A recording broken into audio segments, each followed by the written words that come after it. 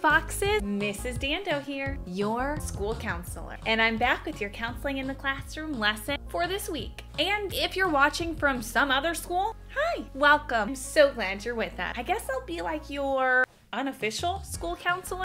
Is that a thing? We'll make it a thing. Anyway, I am so excited to share this week's lesson with you because here at Ridgeview, we have been doing so much learning when it comes to our feeling, how we treat one another, and that big word I taught you about a couple weeks ago, social emotional learning.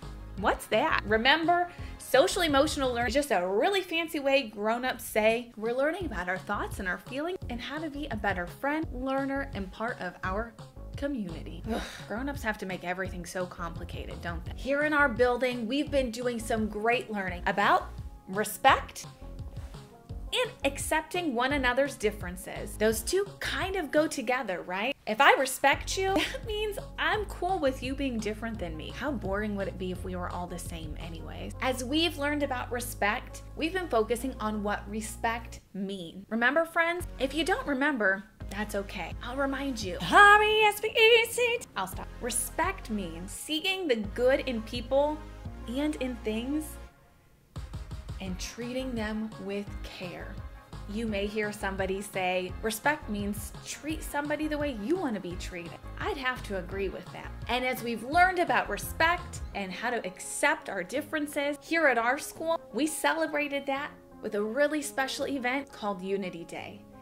During Unity Day, we all wore orange to remind ourselves and each other that we are a school full of kindness, full of kids who include others, and full of students and adults who are accepting of everyone. And I love that message for kids. But it got me thinking. We've learned about respect. We've learned about accepting differences. But what do you do if you see a kid who's not doing those things? Ooh, that's a tough one. What do you do if you see a kid who's being disrespectful to other kids? What do you do if you see a kid who's not accepting of other kids who are different than them? That's a problem, isn't it? You might remember I taught you this word, perspective.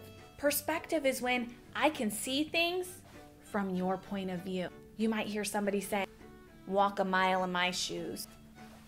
Perspective just means that I can see why you might feel the way that you feel. It helps us to develop empathy. And empathy is when we understand how somebody else is feeling. Pretty important if you want to show somebody respect. But that still leaves us with the question, what do you do if you see a kid who's not showing respect to other kids? Who's not including other kids? Because let's face it, it happened. In fact, let me ask you a few questions. You're gonna answer these in your head because if you all answer them out loud right now, it's gonna get a little loud and your teacher might not be super happy with me. So for this, I want you all close your eyes. I said close them. I know some of you still haven't closed your eyes. Close them. Okay, so with everybody's eyes closed, mouths quiet, I want you to answer these questions. Give me a thumbs up if anyone has ever said something mean to you. Okay, no peeking. Next question, give me a thumbs up if you've ever said something mean to someone. Keep those eyes closed. My next question, give me a thumbs up if you've ever seen another kid say something mean to another kid. Now, give me a thumbs up if when you saw that happen, you got like this weird feeling inside.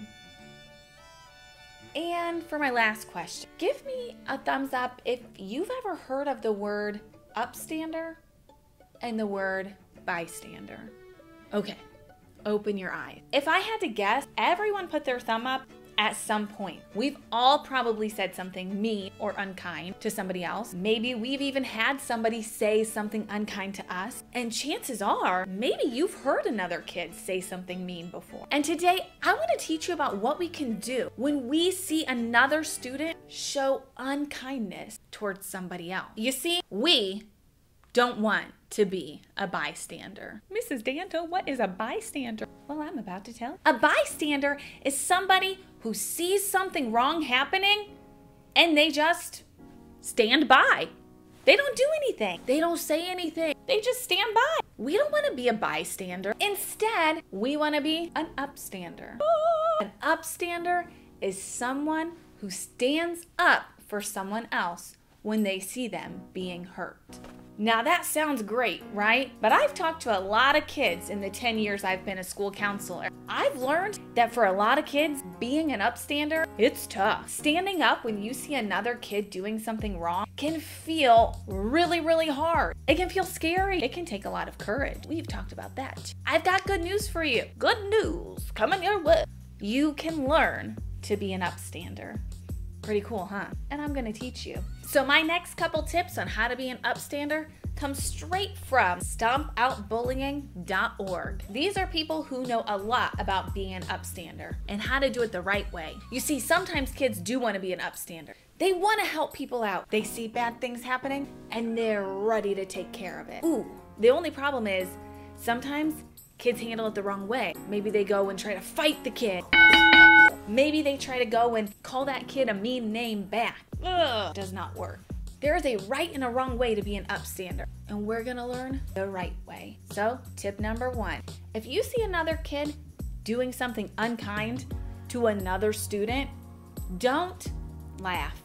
I know, it can be hard, especially if you do think it's a little bit funny. But when you laugh, you teach that kid who's doing something mean that what they're doing is funny. And it's not. When we laugh, it sometimes makes that kid think that they can do it again, that they can make fun of or say something mean to kids because it's a cool way to make people laugh. Also, don't join in. Now, I know that seems like it's pretty obvious, but sometimes it can be a little tempting to join in with the kid who's doing something wrong, especially if you want to fit in with them, but it never goes well. Don't become an audience. What I mean by that, sometimes when we see a kid doing something mean, a lot of other kids join around and watch. Instead, we're going to tell that person to stop. Yikes, but Miss Dando, that's kind of scary. I know, I get it. I've heard from kids before. Kids who have seen somebody call kids names, make fun of them, shove them in the hallway. And sometimes you might think, I don't want to help out because I don't want to become the kid who gets picked on. But here's the thing. Sometimes it just takes one upstander to make a difference.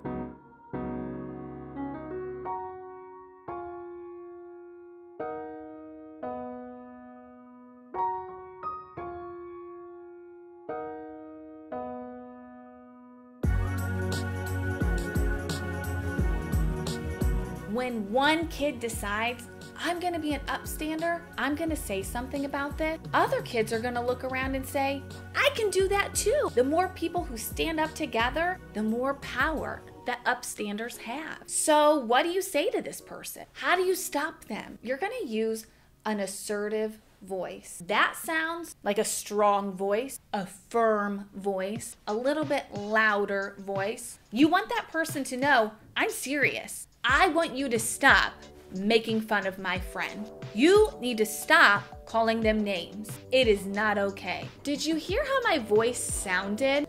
Once you've told that kid, hey, you need to stop, that's when it's usually a good idea to let an adult know. Find an adult that you trust. Let them know about the situation that happened. That's not tattling. We want to know. Take action by getting other kids to be an upstander too. Next step, I want you to check on that friend. You know, the one who is made fun of, the one who is called names, the one who is maybe shoved around. Check and see if they're okay. Maybe they want to talk about it. Maybe they don't really want to, but check on them. Let me know if they don't seem okay. That's like a big part of my job, to help them out. Being an upstander takes courage. We want all kids to feel like they belong. We want others to feel respect. What ways could you start to be an upstander? One of the easiest ways to make this world a better place is to choose to be an upstander. No more standing by and letting people be unkind. We use a strong, assertive voice. Let that person know that they need to stop and then get the help of an adult. And if you ever feel like you're in a situation where kids have been really unkind to you and nobody's ever stood up for you and you need someone to talk to about that, guess who you can talk to. Let your teacher know, or if you're one of our older students, feel free to fill out a form and come and see me. Well, that's all the time that I have for you today. I'll see you again in a couple weeks. Well, actually, if you go to school here, I'll probably see you like in the lunchroom or in the hallway. Make sure you say hi. And before we go, I have a special guest who wants to remind you of what it means to be a Ridgeview Fox. Belong, I Ridgeview, you belong, you matter, you are worthy. See you soon.